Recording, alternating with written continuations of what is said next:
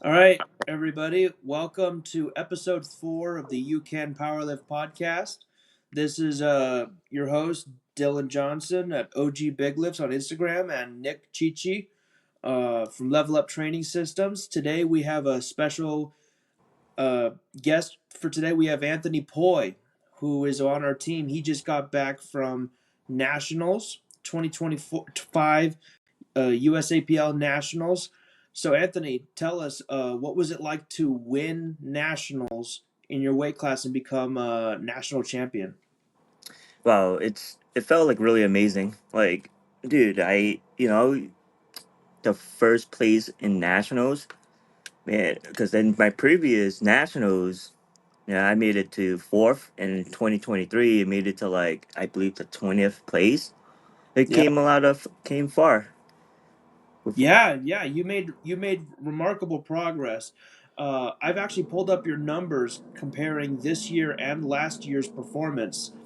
So last year when you were at nationals, we saw that you came out strong. You did a 485 squat, a 330.7 bench, and a 600-pound deadlift. Truly remarkable numbers. But then this year came around and you knocked everything out of the park.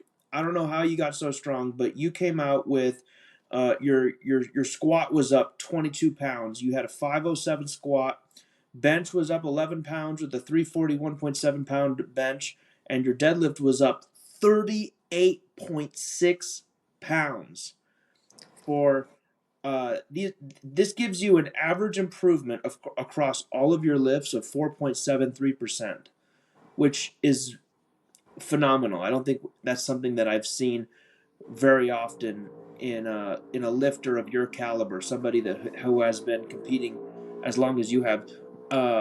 By the way, how long have you been competing? Could you give us a little bit of a take on how long you've been training, and also this isn't your first time going to nationals. How many times have you gone, and where do you want to go next?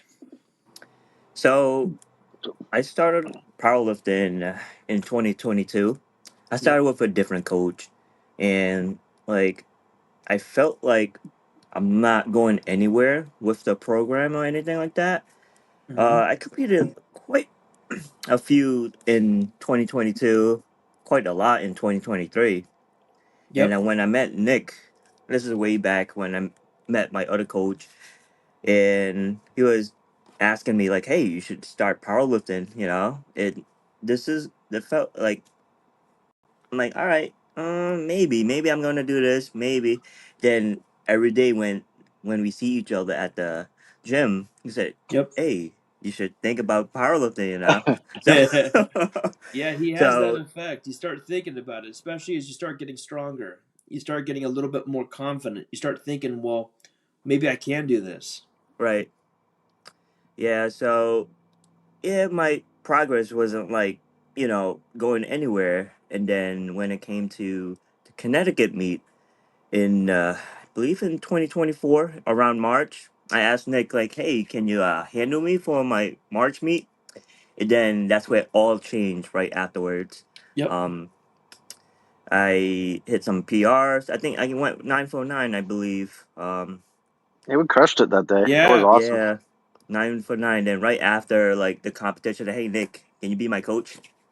Yeah, it was a good And time. everything that's where everything changed. So um, very excited with like the progress, the challenges, and like the knowledge from the team.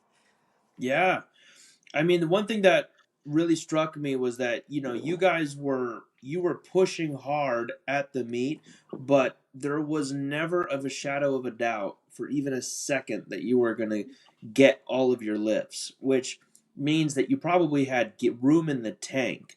So, I mean that for someone who wins, that you're going to not have to push to the point that you could miss any lifts. I mean, that's phenomenal.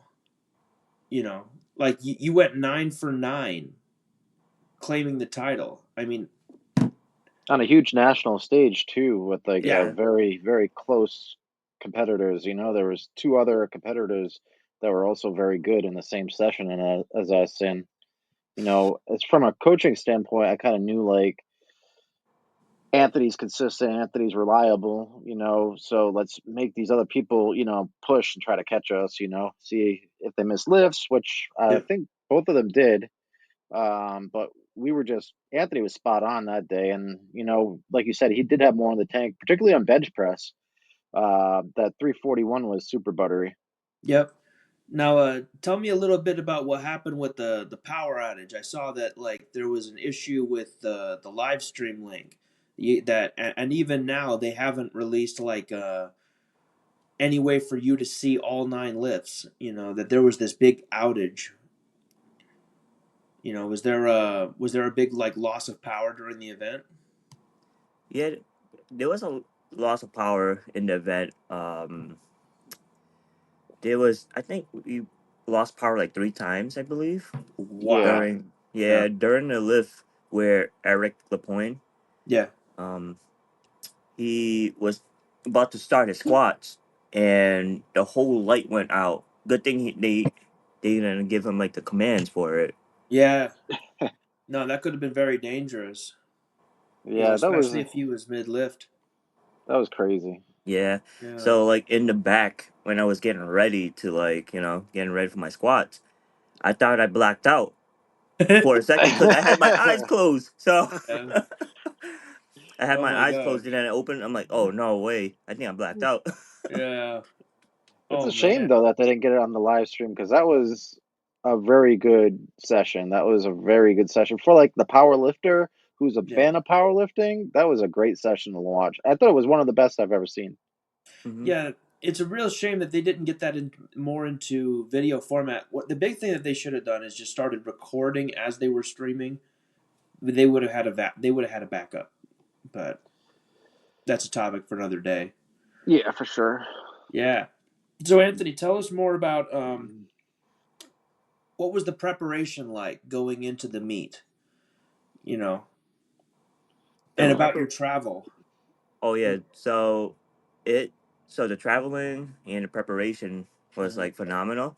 I mean, I during training, I fail on my squats, on one of the big squats, because I should have choose it like the lowest range, like Yep.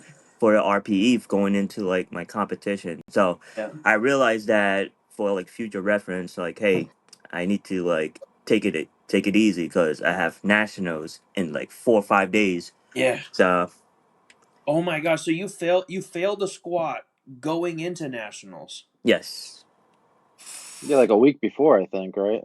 yeah, the Did week that did before. that did that, was that in the back of your mind? Were you worried about failing that squat and how that could affect your performance, or were like how did that play into your mindset?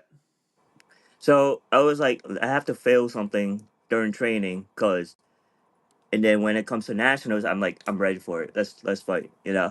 Like it's good to like fail here and there, but you don't want to fail all the time. You Right. want to keep pushing. And when it gets to like the point where like it's on like nationals, like the week of nationals, you want to take it super easy so your muscle can recover. Yeah. Nick was explaining about that, and I was like, damn, I should have done that. Yeah. So, did you employ any kind of like a cutting method or maybe a bulking method, depending on where you were with your weight? Yes, we started to do something new. Uh, we started doing a gut cut. Gut cut. Yeah, that's like high in what was it, Nick? That was high Um, in like high calorie, low volume foods. So like a lot of mhm, protein shakes to keep the protein up. High calorie foods like Pop Tarts, so you could get the calories for energy because calories boil down to energy, right? And then yes, some salted nuts. So, because they're high calorie foods, right? High calorie yeah, foods, it all boils down to Yeah. calories being used for energy. So, like, I knew that we were going to have to do something a little different just because, for one, the weigh ins were later in the day, you know? And I thought that was going to really come into like the day, the lifting. I didn't want him to be like super tired, because Right. we didn't have an early morning weigh in, but we had to do something because his weight was a little high in training. But overall, I think he's at a good weight for the weight class. He's just a bigger 67.5 kg lifter. He's got a lot of muscle mass on him. But Yeah, it was he did great with it. He did the gut cut and the water cut. gut cut and a water cut. And then what did you weigh in at? I believe I was weighing in around 146 or 145, He was like around the 66 66. kg on the dot, I think. Yeah. Oh wow. So My you boy just was light. lightweight. Yeah.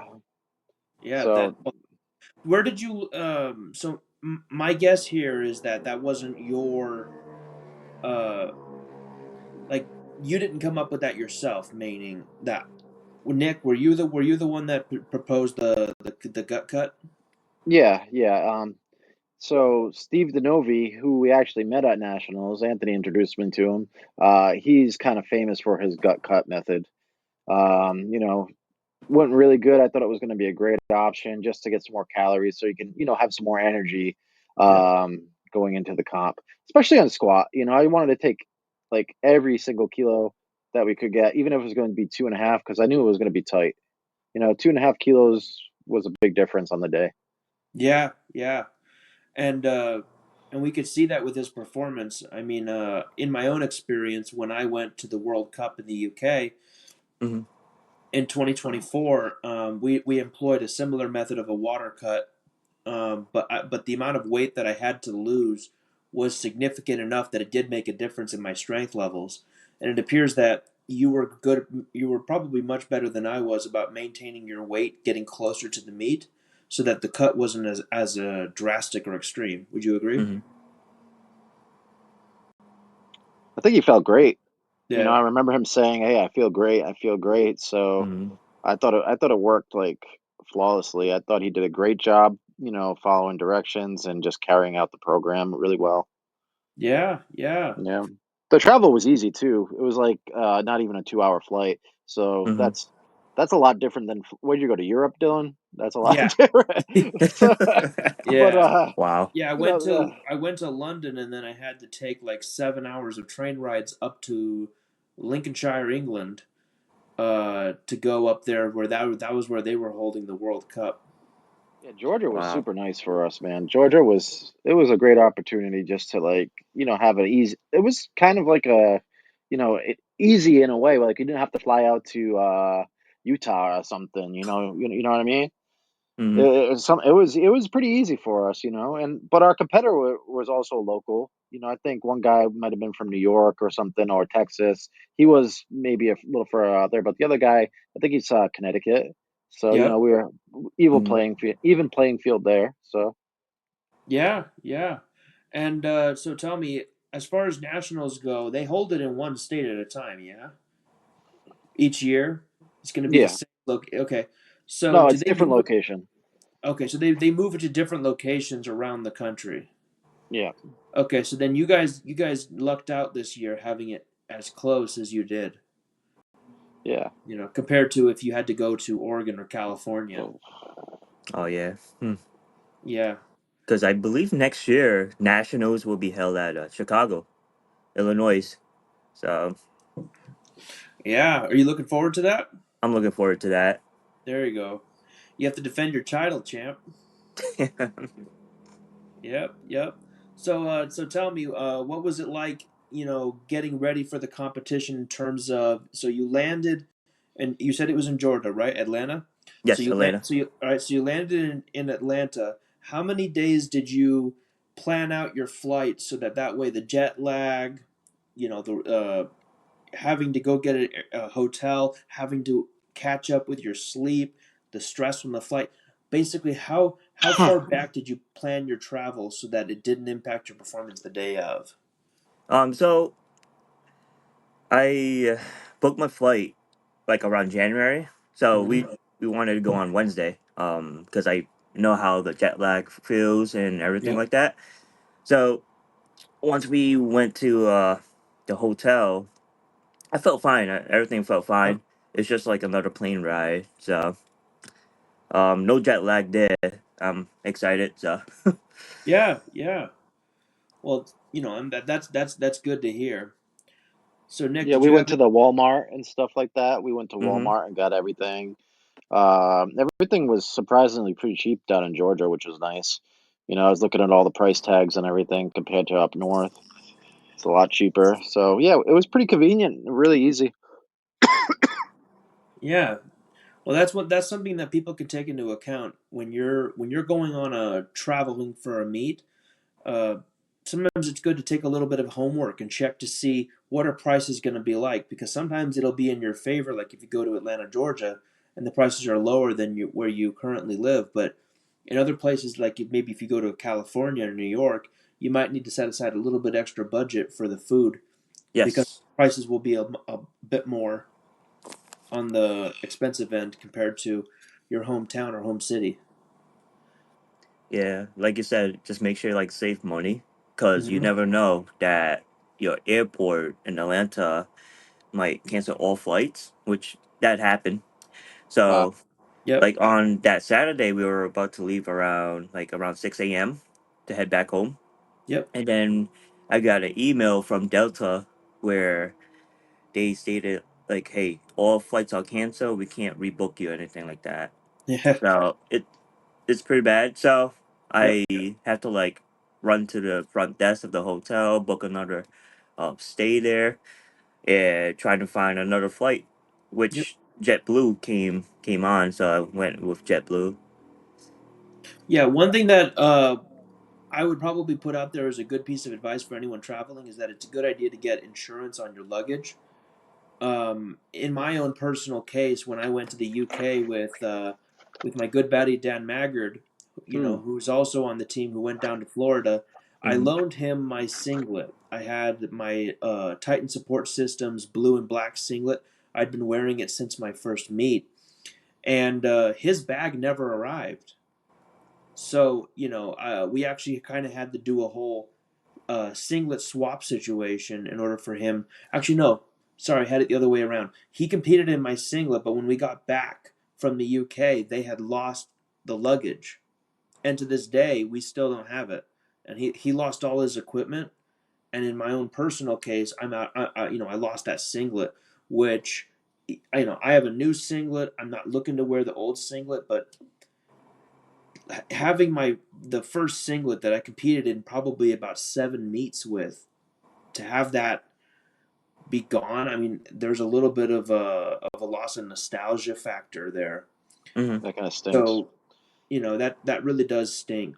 I mean, at some point, maybe one day when I retire, at some point, like, and that's nowhere near soon, but at some point when I retire, I'll probably buy a duplicate of that suit to pin on the wall that this is where I started. But I don't have the original, so a good Yeah, idea is sometimes things don't go as planned. Right. yeah. Yeah, Yeah. getting travel insurance so that way they can reimburse you. The biggest thing though is the loss of the equipment, less so the singlet, because when we buy our equipment, we're usually spending. I mean, if you look at the belt, you have the belt, the shoes, the wrist straps, the singlet.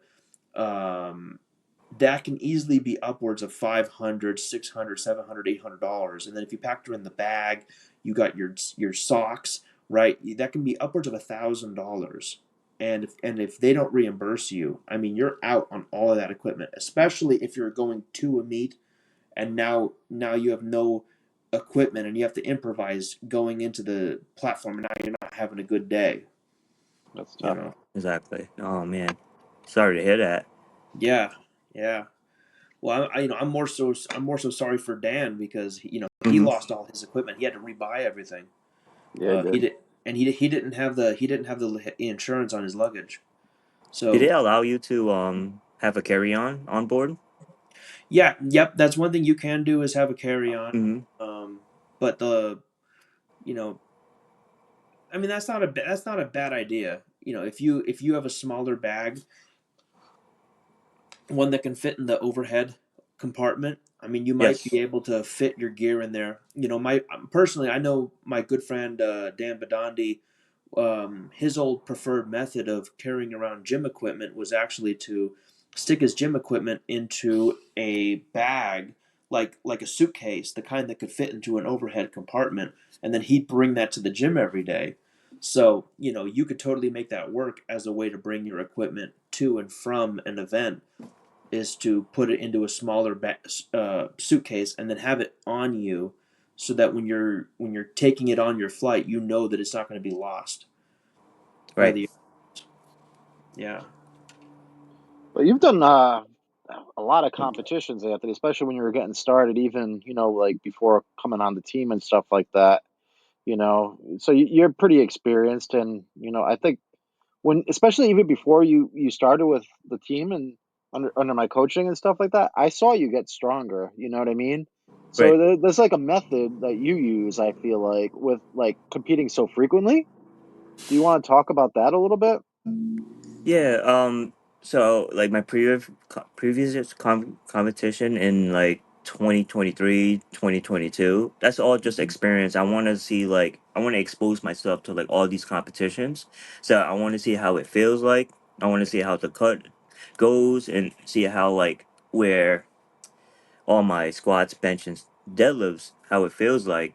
So it felt really different from like doing recomps. So I Hmm. met with like recomps with since I'm with like Nick now in Connecticut meet.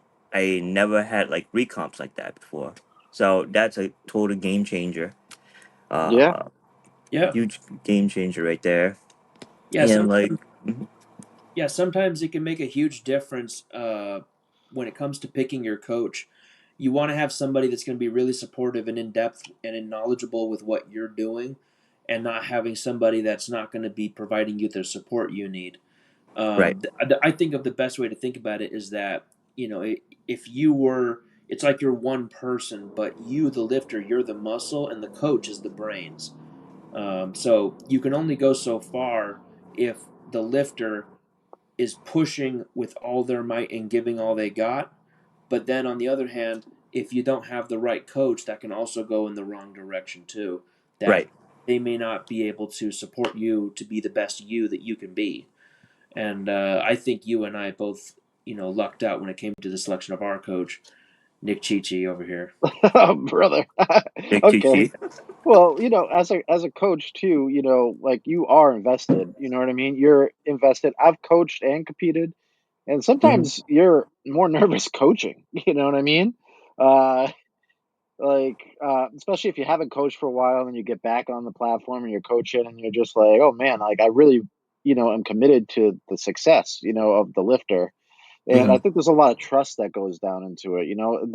That was like the big theme after nationals that I thought was really cool. That like we just trusted each other. We were really in sync. And I think Hmm. trust goes a long way with not just lifting, but with anything in life. Trust is if you don't have trust, you don't have anything. Yeah. Yes. Yeah. So Anthony, tell us about when you were going to you were going for the 600-pound deadlift. I know that was a big milestone for you that we talked about in your training. Hmm. Did you find that at any point were you being hung up about the number? Like, I know that's one thing that can happen to a lot of people. It's even happened to me that when there's the big milestone lift, it's like when you bench 315 for the first time and you Right. put the sixth plate on the bar, that 315 is a whole lot heavier than 310. Right. Right? Was there any kind of like a mental block that you could feel was in effect where the weight seemed heavier than it was when you were going for it for the first time? For the first time, 600 was like super heavy because Yep. that's like my PR, Yeah. and I noticed like the competition numbers that I am hitting now. I'm like, ooh, 600. Let's fight for this. Yep. And I trust my coach and my brother, which came with me to nationals. And I was like, don't tell me the numbers, just choose the numbers for me, and I'm not going to think about anything. I'll try my Yep. best to hit it. That's it. So That's the it. only because I always tell this to like a lot of people, like, hey, just make sure you do not think about the number. Just let your coach, just let your handler take care of everything for Yep. you. Because if you think about, let's say that I want to hit a 500 bench, right? That's going to be in your mind. You're either going to Yep. fail or pass. You know, it's it's a mental game with everything. So, Oh, 100%. I totally agree, which is hmm, why when I go to my next competition, I don't want to know what the numbers are. I just want to do it. You know, exactly. because you do get hung up on the number, Yes. especially when it's a milestone number. Any kind of milestone number that you have in your mind is going to look as big to you as a mountain. And if you're not told that you're lifting the mountain, then you might just think that you're lifting a rock. Yeah, basically. Yeah. Right. Yes, we actually opened up with 600 at this competition. Yeah, Hmm. that was my very next point I was about to make, is that so you went for you did a 600-pound deadlift at your previous nationals, and here you opened up with 600. That's a remarkable improvement in just 1 year. Hmm. Yeah. In my training for 600, I honestly pulled beltless 600. So I did pull Wow. beltless 600. And if you notice my Yeah. Instagram, that I don't post any of those lifts like Yep. that. There's always 220 bench, but that was the goal. Yeah. Wow. Yeah, I think the But most I did was the 500-pound beltless deadlift, and I did that with Nick right before I did my last meet. Yep, yeah. Yeah, I'm a Yeah. big fan of the beltless work. Like I said in the last podcast, Yeah. I picked that up from Eric Hogan, actually. Yeah. He was a big contributor to why I started programming this. He put together a whole video on powerlifting now, and it was really, really intriguing. Yeah, And since I started doing it, I found that my deadlift has gotten improved drastically. Just in the execution, the feel, also the brace. I mm, feel mhm.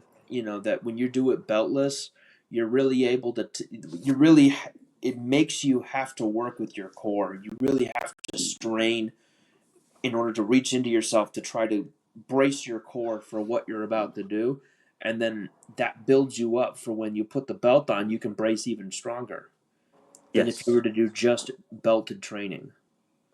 yeah, they're great. They can make you so strong. Yeah, yeah. I mean, for example, I just did the 550 belt. No, sorry, not the 550. Yeah, I did the 550 deadlift uh this week, and compared to the last time I hit 550, it was night and day difference. It felt like RPE. I want to say maybe like 8.5 or 9. Like, I know I probably wouldn't have been able to lock out a second or third rep, but it felt like I had one more in the tank. Mm. Which compared to the last time I hit the weight, where there's no more room there. No, that's all I got. Do you guys want to talk My about eyes are bugging out. Yeah, you guys want to talk about RPE a little bit, and yeah. what you guys think about RPE, and how you guys come to use it in your programming. Mm-hmm. So, Dylan, for a long time, I didn't give you any ranges, right? And you were kind of like picking your own weights, right? Yes. Yeah, and right off the rip, I gave Anthony ranges, right? Yes. Yeah. So when I give Anthony ranges, I give him an RPE, right? And then I say, Mm-hmm. hey, let's try to match the number in the range to the RPE. Right. So, it works pretty good. And then I found good success with Anthony, and, people Mm-hmm. who overshoot or something like that, I felt like the ranges could help them out. So definitely started programming them from pretty much everybody. I think I have like one person I don't program ranges for right now, but what do you think, Dylan? Have they helped you out a lot? I think the ranges really do help, because one thing that I end up finding is that I'll end up overshooting on singles and undershooting on volume work. Whereas it should be the opposite. Like, I should probably be doing less on the heavy singles and trying to shoot for more weight on the volume work in order to get stronger. And since you started implementing the rep ranges and the not the rep ranges, what do you call it? The weight ranges, Mm, and then also pairing that together with RPE, it's really helped me figure out the best way to adapt with the training. I've also had it happen where sometimes the numbers you might write down, they might end up being too high of an RPE, and then what I'll do is I'll simply make a note that, oh, hey, I don't think I can do 40, maybe 485 for 6, but I'll give you maybe I can do it for one set, and then I'll back down, and then for the next set give you 425 for 5, and then 425 for 5, or something like that. Like, that's one thing that I've been able to do is, I'll try to give it to you for one set, uh, but I know that if I do it for second or third set, it'll be the intensity could be too high, right? right. And I've also had it go the other way where you might write it down that it's something that's too light, and then but usually in that case we just take the W, right? Yeah. Mhm. Because it's very easy to overshoot, but it's a little harder to undershoot. Sometimes going in and just taking what you can get for the day at a lower weight is also a good way to prepare you for the lift on another day where you're going to need to be a lot more recovered. Yeah. So Anthony, what do you think about RPE? Do you think you like it, or do you find it frustrating or anything like that? What do With you think RP, about it? so with RPE, I'm still learning about it. Hmm. Um, Sometimes it feels like, let me see, I like the ranges for the most Hmm. part. That's helped me big time because I don't really like look into like RPEs like that. I looked at the ranges. That's the Right. um most of my training. Yeah. Yeah. So like with Anthony, I give him a lot of work. I probably I give both you guys a lot of work, but with Anthony, I give him a ton of work. I give him 3 days a week squat, two days a week bench press, 2 days a week deadlift, and 5 days a week bench. And Dylan, I've had him train at a very high frequency in the past too, since backed off. But Yeah. I think like managing load and Hmm. being able to get through the program and go session to session is really, really important, and that's really valuable with RPE, if that makes sense. Hmm. That's the value of RPE, where it can kind of get you through. You know what I mean? Yeah. Like me personally, I'm benching 4 days a week, squatting, what is it? Twice. Oh, twice a week. Yeah. And then deadlifting twice a week. Yeah. But at one point we were actually squatting 3 days a week, and now we're doing 2 days a week. Yeah. Yeah. But we've seen some improvement from that. The big thing is that when the weight gets really, really, really heavy, sometimes you just need a little bit more recovery. You know, which is why having some an extra rest days can help. For For me, sure. for example, at one point when I first started, I was training for 5 days a week, and then I went up to Hmm. 6 days a week, and I was just addicted to it. I just couldn't get enough of it. He But loved it. yeah, I did. But then something happened, and that was after a while, I kind of stopped getting stronger, and it kind of ended up happening that I would go through these periods where I would have tons of energy, and then I would start having a little bit of a loss in energy, followed by I'm getting all kinds of shooting soreness, and then my numbers would shoot down into the Hmm. toilet to where like, oh, 375 squat, man, why does that feel so heavy? And then I do 2 reps and I'm like, okay, oh god, I can't even squat today, I'm so tired. So you know like it was like my energy levels were inconsistent because at that kind of volume you can only consistently produce so much power for so long, and then you Hmm. just need to recover, and I just wasn't recovering to the same extent. Yeah, we needed Another to back off a bit. Yeah, so Yeah, going down but to we four did days a week really did help. I for noticed that I sure. was able to get a ton stronger, and also the consistency of my energy training session to training session is way higher. So why don't we talk about recovery a little bit? I did something cool with Anthony that I'd like to try with you too, Dylan. During Hmm. this last prep with the 10,000 steps. What do you think about that, Anthony? Yeah, doing 10,000 steps helped me a lot. It helped me like relax my muscles going into like Hmm. squats, bench, and deadlifts. And I was hitting like a little plateau. Well, not plateau, but like I was feeling like a little bit tired and all that. When I started doing the 10,000 steps per day, it it felt like a relief. Squats felt really good, bench felt really good, and deadlifts felt really, really good.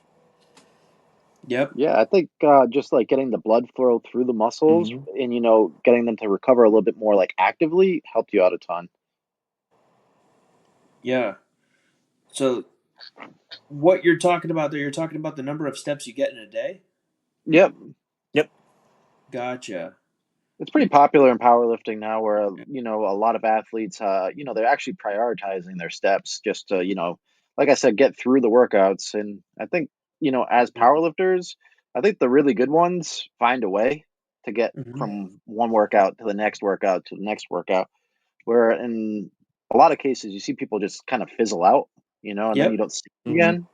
And now you've been doing this since 2022. Dylan's been doing it since 2023. I've been doing this for 7 years, and there's a lot of Yeah. similarities here. Mm-hmm. Like we all enjoy lifting, you know, Yep. and I think that's the bottom line. But you know, Yeah. I mean, me personally, I'm going into my phone here. I'm pulling up the number of steps I'm getting, and it shows that on average, month per month, I'm hitting about 14,000 steps per day.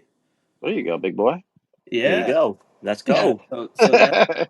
So you know that's really good and helpful. I So mean, how about training on a cut? What do you think about that, Anthony?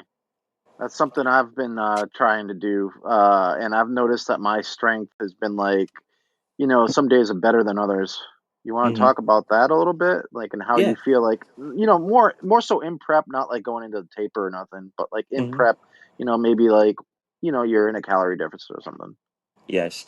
So like going in like I usually do like 3 weeks out cut. But Hmm. for those 2 weeks, I felt like really like my numbers are like going down, my bench is going down, feeling exhausted, feeling tired because I'm not getting like the protein that I need. I'm not getting the sugars that I need. Like I usually eat like 3 or 4, like maybe 5 times per day, Hmm. hmm and I have to cut down that to like not eating steak, so nothing like super high that like takes water. And I yep, felt I felt really like terrible basically. But like since we met with that gut cut, yeah, it changed my training like forever. But you're gonna feel like everything a bit like super heavy going into the cut. You're gonna feel like, oh man, I don't think I could do this. But it's yeah, all like you need those calories and those protein to be in your body. yeah. I can imagine. I mean, I find that sometimes it's hard to train when I'm hungry.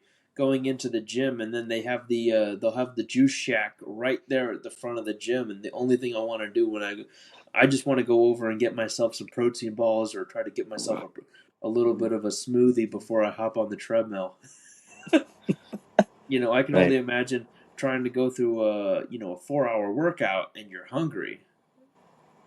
You know, Mm-hmm. It could be how, mentally tough, you know, yeah, Mm-hmm. mentally Yeah. tough, and I think like trust the process and just try to get through to the other end. I think that's a big thing, a big deal. Just know that there's a light at the end of the tunnel there. hmm Right. yep, Yeah. With the cut that Nick gave me, like the gut cut and the water cut, I didn't do like any sauna except for like the last day. I did like the hot tub at the hotel. yep, So that was a game changer. yeah. It really helps to relax your muscles. Mm-hmm. Which can especially help with the soreness that we build up on a day to day basis. That it ends up the lactic acid pools in your muscles. Your muscles get tight. They get constricted. Sometimes you want to do a massage, but then the massage can also reduce the tension too far and then make it so that training's a bit harder. But on the other hand, heat, heat works really well because heat can relax the muscles, but it doesn't relieve the tension in the muscle fibers itself to the Mm-hmm. point that you would lose strength. So using heat in your heat based therapy as part of your resting regimen is a really good way to prep for and to recover from a competition. Yeah, you usually look for a hotel with a hot tub, right? Yeah, I always do Yeah, that. Yep. so that's part of the checklist. I would say something to Mm-hmm. consider, when traveling. So what do you think is next for you, bud, Anthony?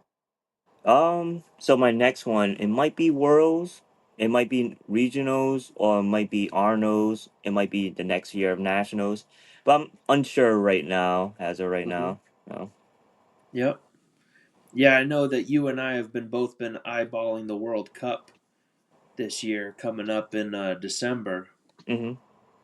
So we might head down there, might see what's up. I'll be going for the bench press World Cup. You'll be there for the full World Cup. But we'll see. We'll see. Yeah, definitely trying to grow that competition. That I expect it to be pretty big. Being the first of its kind. The IDFPA World Championship in Seoul, Korea. Mm-hmm. So I think the meet director Daniel Kim, he's a hard worker, and I think he's going to put together a great meet. Yeah, I'd Yeah, love to see it. yeah. So what do you guys think? Anything else for today, or I think we covered everything. What do you think, Anthony? Yeah. Raw Nationals 2025. You let's know, go? I honestly didn't do it alone. I did it with Nick. I did it Yep. with the whole team and did it with my brother. Yep. And they're the one who like got me where I'm at today. So it's not just me. Thank God for everything. Yep. Praise God. Top Yep. one. Number one. Mm-hmm. Yep. Sometimes powerlifting is an individual sport, but we can never forget the people that are by our sides that make it possible. Uh, Yes. especially when you have your coach, you have your handlers, you have family members supporting you. So Support's huge. yeah, support is huge, especially if Mm-hmm. you are lacking support at home. It can make things a little bit more challenging. Yeah, your Uh, brother was big on this. I just want to bring that up. Your brother was very calm the whole day, and Mm-hmm. yep. especially towards the end, he was kind of like a rock. You know what I mean? When things hit the fan, he was on top of it. So it was great to have him there, and we Mm-hmm. definitely appreciate him. Yep. All right. All right, guys. All right. Later. All right, guys. Have a good night, and thank you for tuning in for the powerlifting podcast. We with our team here with Dylan OG Big Lifts on Instagram.com. We got Nick Chichi, our host and our coach, and then we have our guest today, Anthony Poi. All right. All right. Take care. All right. Take care.